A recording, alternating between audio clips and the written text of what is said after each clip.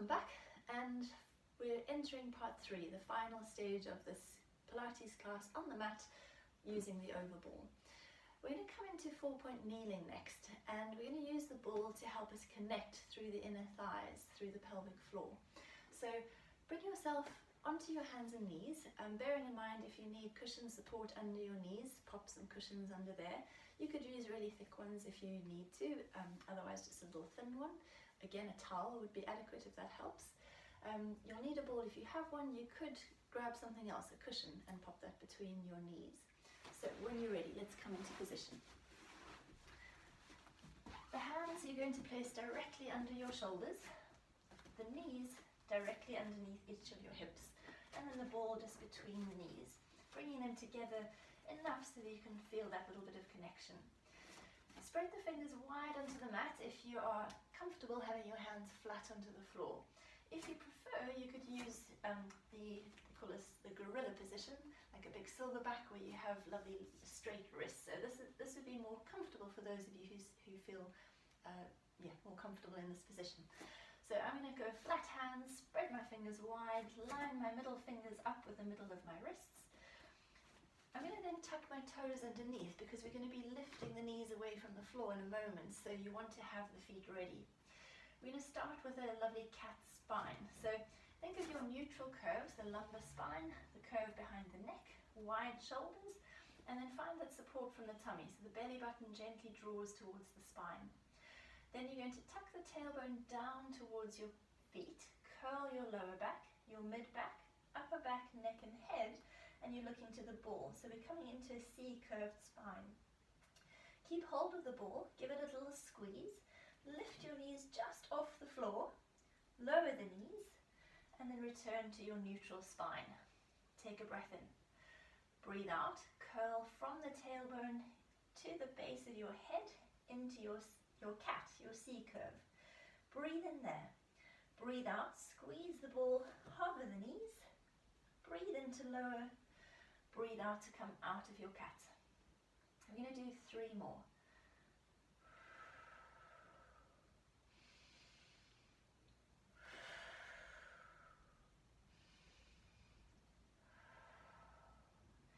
What you should hopefully feel as you lift the ball away from the mat or lift the knees off the floor is a really nice sense of lifting and support from the abdominals and from the sides of the body.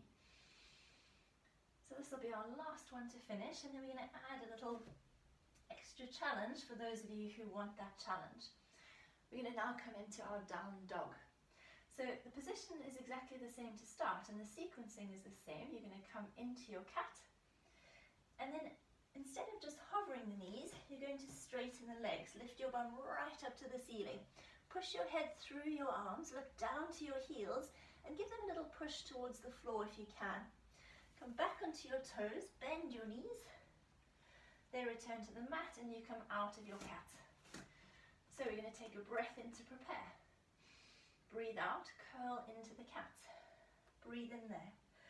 Breathe out, squeeze the ball, lift the knees, straighten the legs. Push your bum to the ceiling with your arms. Push your heels towards the mat. Bend the knees as you lower back to the floor.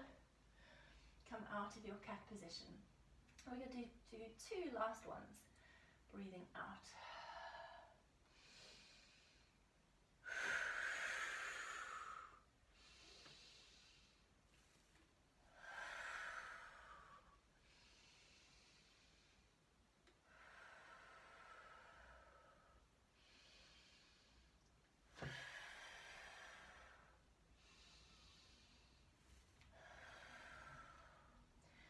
Get a really lovely calf stretch with that exercise, as well as a stretch through the back. When you've finished, you can come right back into rest position, take the ball away, stretch your arms out, make sure there's space between the knees to just rest through the chest, and take a few big breaths into this position.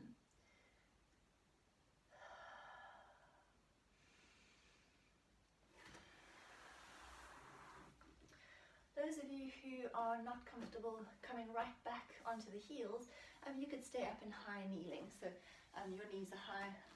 I'm off camera, but you can see the position just to make you comfortable. And again, just shake out the wrists, give them a little circle if you need to. And from there we're going to finish off, well, almost finish off.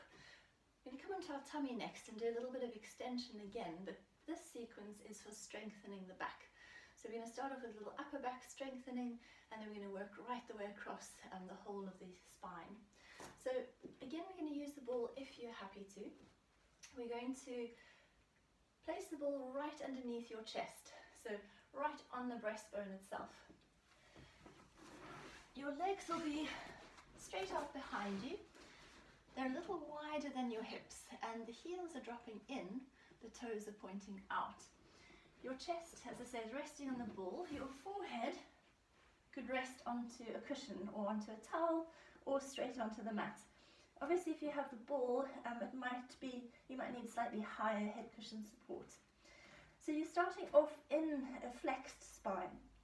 The hands are next to your face, but not too close. The elbows a little lower than your shoulders, and nice and heavy, relaxed into the mat. The first thing I want you to do is draw your tummy towards your spine to give your lower back some support. Take a deep breath in. As you breathe out, slide your nose forward a little bit, lift the back of your head, and peel your chest forwards and upwards. If you're using the ball, there's a sense of trying to roll the ball forwards with your breastbone. Take a breath in there, breathe out as you roll back down to rest. Breathe in at the bottom. Breathe out, engage the tummy, slide the nose, lift the back of the head, extend the upper back, find length at the front, strength at the back. Breathe in at the top, breathe out as you come back down. Remember to keep the movement out of the lower back. So we're just working down to the base of your shoulder blades. So no lower than that. Let's just do one more set. We've already done a little bit of extension today over the ball. Now we're going to take this into an exercise called Star Stage 2. I want you to reach your arms out in front of you into a small V position. They should be shoulder width apart, but I tend to find a little bit wider is sometimes a little bit more comfortable for most people, but adjust according to your body. Your forehead rests into the mat again, and we're going to come into your cobra prep to begin with. So we draw the tummy to the spine, slide the nose, lift the chest, come up through the top of the spine. Now see if you can maintain this position and hover just your right arm and your left leg off the mat, and then release. Then your left leg, your right arm, and then release. You could come back and rest, or you could stay up for the duration, so you're building more stamina into those upper back muscles and lower backs. So we breathe out as we lift opposite arm and leg, breathe into lower, breathe out to lift, breathe into lower. Whilst you're alternating arms and legs, the shoulders should stay level with one another. So we're not lifting the arms so high you start to rock over to one side. Equally, the legs should stay, the pelvis should stay level. So you don't want to lift your leg too high and again rock over to one side. So let's do 2 more sets to each side. Still maintaining that extension through the upper back, that support through the abdominals. And then rest back down. For those of you who want just a little bit more of a challenge, we're going to finish off with swimming. Swimming is the same exercise, Star 2, on steroids. Much, much quicker, much more flowing, much more dynamic. Because you're going quicker, we need to stabilize more through the center, especially if you're using the ball. So let's come back to that same star position. When you're ready, come into Cobra Prep. Just hover the right arm, left leg to get started, and then alternate arm and leg fairly quickly, maintaining your stability on the ball, the pelvic stability. Keep alternating, keep lifting the chest, keep breathing, most importantly, keep breathing. Maybe do a couple more sets to each arm and leg, and then you can rest. From here, you could either push yourself back into rest position, feet together, knees apart, Stretch yourself out, bring your head towards the mat. Take a few recovery breaths. Some of you may prefer to come onto your backs into relaxation position, especially if your knees prefer that. And then you can bring one leg at a time into knee fold. Gently bring the knees towards your body, holding the back of the knees if you need to, or the tops of the knees, and just gently rocking through the spine, releasing those muscles you've been working. Feet come down one at a time. Let's finish off all on our backs in relaxation position. I'm going to finish with a little relaxing exercise. Again, you could use the ball or just rest your head onto a cushion. And we're going to come into an exercise called the alphabet, where we literally write the alphabet on the ceiling with your nose. So start with your nose pointing upwards. Just let the body relax into this position. So try to find a lovely neutral pelvis and spine. You could have straight legs if you prefer. I always prefer mine bent when I'm relaxing. Some of you might want to have wider feet and to drop your knees inwards. This is quite nice to take the pressure off the lower back and open it out a little bit, especially through the back of the tailbone. Some of you might prefer to have the feet together and the knees dropping out. So you get actually a really nice little inner thigh groin stretch in this position. Choose the leg position that you're most happy with. I'm going to go knees in, and then you could rest your hands on your tummy, on your pelvis, or just let them lengthen to your sides. So let's start off with our alphabet. So either capital letters or lowercase. You can do really large letters or really small ones. And I just want you to start to gently move the head in all directions as you write the alphabet.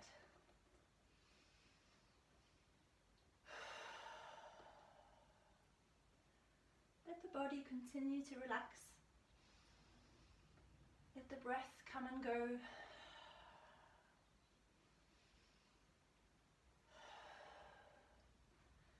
Be a little bit gentle with the neck, don't force it to go too far in any of those extreme positions.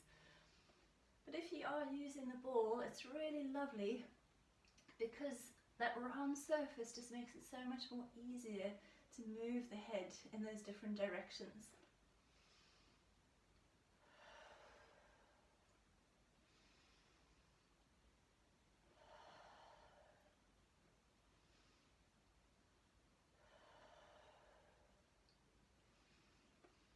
When I'm teaching this exercise in a class, I never know where people are in the alphabet until they get to maybe W or X, or, as I'm doing now, Z, because as soon as they've done Z, they tend to just let their head flop and relax into the ball to finish, which is what I want you to do. So take your time as you finish writing the alphabet, don't rush to finish. But when you have finished, just let your head be really still on the ball or on your cushions. Take a few last lovely big breaths. Just letting any last bits of tension drain from your body and leave it on the floor, behind you, underneath you, and away from you.